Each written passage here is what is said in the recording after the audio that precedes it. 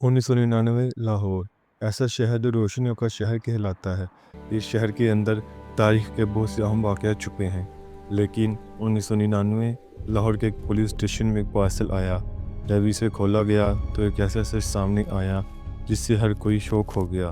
Parcel के अंदर 100 बच्चों की तस्वीरें, साथ एक डायरी जिसमें लिखा था इन बच्चों को कब, कहाँ और कैसे मारा। सब कुछ डेट और टाइम डायरी में दर्ज था। ये कोई फिल्म की स्टोरी नहीं, ये एक सच्ची कहानी है जो लाहौर की तारीख में लिखी गई। एक ऐसी कहानी जिसने पूरे इलाके को दहशत ज़दा कर दिया और पूरा पाकिस्तान एक बार सख्ते में आ गया। ये कहानी है जावेद इकबाल की, एक पाकिस्तानी साइको किलर की। जावेद इकबाल 1 जनवरी 1961 को लाहौर में पैदा हुआ। वो 8 बहन भाइयों में छठे नंबर पर था। जावेद के वालिद लाहौर में कारोबार करते थे। माली लिहाज से जावेद और उसकी फैमिली एक ठीक ठाक थी। जावेद के वालिदैन ने इसे कभी किसी चीज़ की कमी नहीं आने दी। लेकिन जावेद का एक शौक़ था, वो बच्चों में दिलचस्पी रखता था। एक बार जावेद एक बच्चे से बदफाली करते हुए पकड़ा भी गया। वालिदैन ने इसकी शादी करवा दी। जावेद की किस्मत शादी भी ज़्यादा देर तक ना चल सकी। 1 साल बाद ही जावेद की बीबी ने डिवोर्स ले ली। डिवोर्स की वजह भी उसकी ये आदत थी। मोहल्ले वाले जावेद को बुरी नज़रों से देखते। कई बार उसके घर पर पुलिस की रेड भी हुई। एक बार तो उसे जेल भी जाना पड़ गया। इसे 6 माह कैद हुई। तलाक, घर की टेंशन और कैद ने जावेद पर एक गहरा असर डाला। इस तरह से वो बना एक किलर। 1999 जावेद ने मोहल्ले में वीडियो गेम्स की शॉप खोली। वो बिजनेस कर रहा था लेकिन वो अब भी बच्चों में दिलचस्पी रखता था। एक दिन 2 लड़के दुकान पर गेम खेलने आए। बच्चों को देखते ही जावेद के दिल में शैतानी अमल आया। वो बच्चों को बहाने से घर ले आया और मौका पाते ही इसने बच्चों से बदफाली करने की कोशिश की। बच्चों ने खुद को बचाने की कोशिश की। इसी दौरान उनके हाथ में एक पिस्टल आया। बच्चों ने वो पिस्टल जावेद के सर पर मारा, जिससे वो शदीद ज़ख्मी हो गया। मौका मिलते ही बच्चे वहाँ से भाग गए। जावेद खून में लथपथ ज़मीन पर पड़ा था। उसे हॉस्पिटल लेकर गए। सर पर चोट से जावेद कई हफ्ते हॉस्पिटल में रहा। इस सारे अरसे में जावेद की माँ उसके साथ रही। जावेद की माँ अपने बेटे की हालत देखकर बहुत दुखी थी। इसी गम में जावेद की माँ इस दुनिया से रुखसत हो गई। माँ के इंतकाल ने जावेद पर बहुत गहरा असर डाला और वह शदीद ज़हनी तनाव का शिकार था। जावेद अपनी माँ से बहुत मोहब्बत करता था और वो इस सब का जिम्मेदार इन बच्चों को समझता था।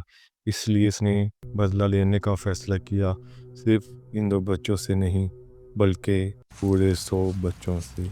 इस तरह से जावेद इकबाल की कहानी शुरू हुई।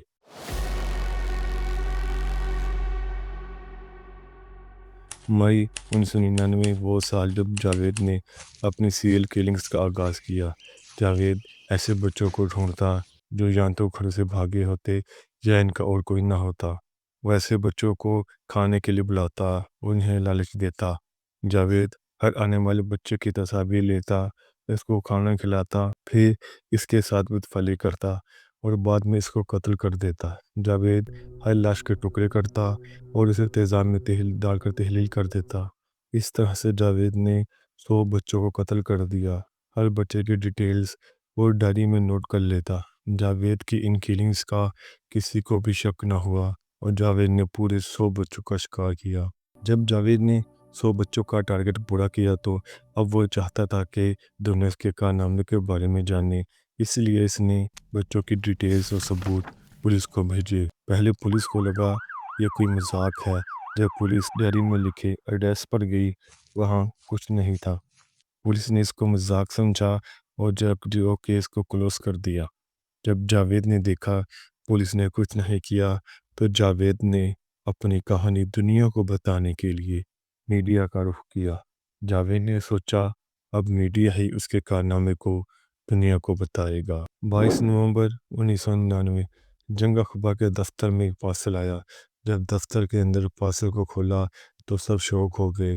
پارسل کے اندر 100 بچوں کی تصویریں، نام اور ان کو کیسے مارا اس سب کی ڈیٹیل تھی۔ جنگ اخبار کے دفتر میں سب حیران تھے۔ اگلے دن جاوید کی خبر ہر اخبار کے پہلے صفحے پر تھی۔ یہ خبر سن کر حیران تھا۔ جب میڈیا اور لوگوں کا پریشر بڑھا تو پولیس بھی ایکشن میں آئی۔